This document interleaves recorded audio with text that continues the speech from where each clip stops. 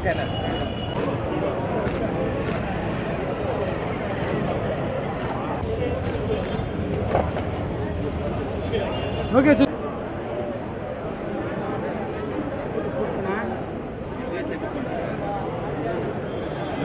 నేను తీసేటప్పుడు వస్తాను.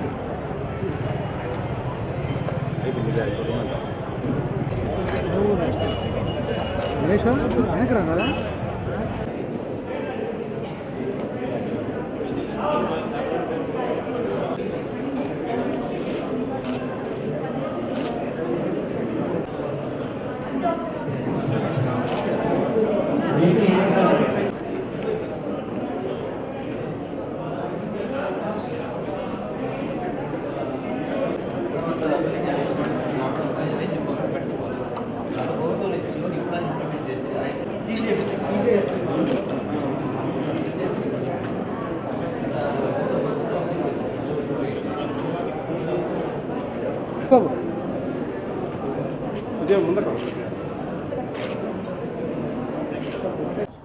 అందరికీ నమస్కారం.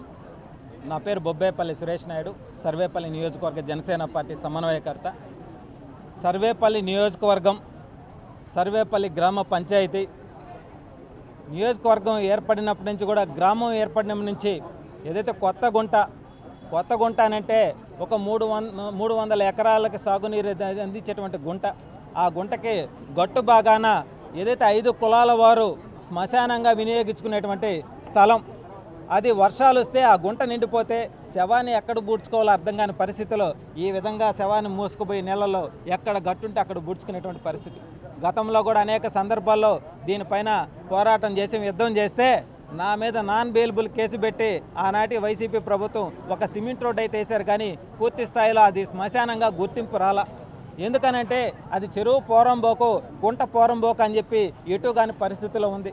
అందుకని చెప్పి ఈరోజు ఏదైతే మన జిల్లా కలెక్టర్ గారి దృష్టికి ఈ విషయాన్ని తీసుకొని వచ్చి వారిని ఒకటే వేడుకోను, అయ్యా మీరు పెద్ద మనసు చేసుకొని ఒక్కసారి వచ్చి అక్కడికి వచ్చి పరిశీలించి సర్వేపల్లి గ్రామంలో 5 కులాల వారు వినియోగించుకునేటువంటి శ్మశానానికి సంబంధించినటువంటి ఆ స్థలాన్ని మీరు పరిశీలించి అది చెరువు పోరంబోకు అయితే రికార్డులోకి తీసుకొని వచ్చి ఒక 2.5 ఎకరా వరకు కూడా శ్మశానానికి కేటాయిస్తే 5 కులాల వారు శ్మశానానికి వాడుకునేదానికి బాగుంటుందని చెప్పి ఈరోజు ఒక వినతి పత్రం ఇచ్చి, ఎందుకంటే అది రికార్డ్స్లోకి లేకపోవడం వల్ల ప్రభుత్వం నుంచి వచ్చేటువంటి నిధులు కూడా శ్మశానానికి సంబంధించి కేటాయించలేకపోతున్నారు. కాబట్టి ఇది ఎన్నో ఏళ్ళ సమస్య కాబట్టి దాన్ని పరిష్కరించాలని చెప్పి కోరుతున్న కోట్ల రూపాయలు అవినీతి జరిగింది గత 5 ఏళ్లలో వైసీపీ ప్రభుత్వంలో. కానీ ఏ రోజు కూడా ఆ గ్రామాన్ని శాసించినటువంటి వైసీపీ నాయకులు కంపెనీల నుంచి లక్షల రూపాయలు వసూలు చేస్తున్నా కానీ మా గోడుని వినలా, మా గోడుని పట్టించుకోలా, మా గ్రామ సమస్య పరిష్కరించాల.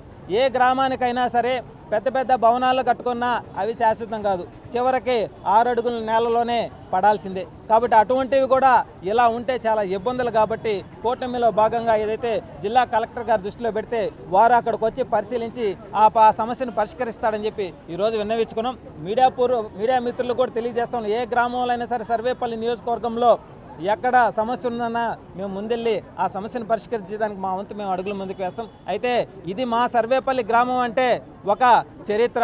సర్వేపల్లి గ్రామం పేరు ఏదైతే మన మొదట ఉపరాష్ట్రపతి, 2వ రాష్ట్రపతి సర్వేపల్లి రాధాకృష్ణన్ గారి ఇంటి పేరుతో పాటు ఆయన పూర్వీకులు ఉన్నటువంటి గ్రామం. కాబట్టి ఆ గ్రామంలోని ఇలాంటి సమస్యలు ఉన్నాయంటే వీటిని పరిష్కరించడంలో ఒక్క అడుగు ముందుకు వేయాలని చెప్పి జిల్లా కలెక్టర్ గారికి చేతులు జోడించి నమస్కరించి విన్నవించుకుంటున్నాం.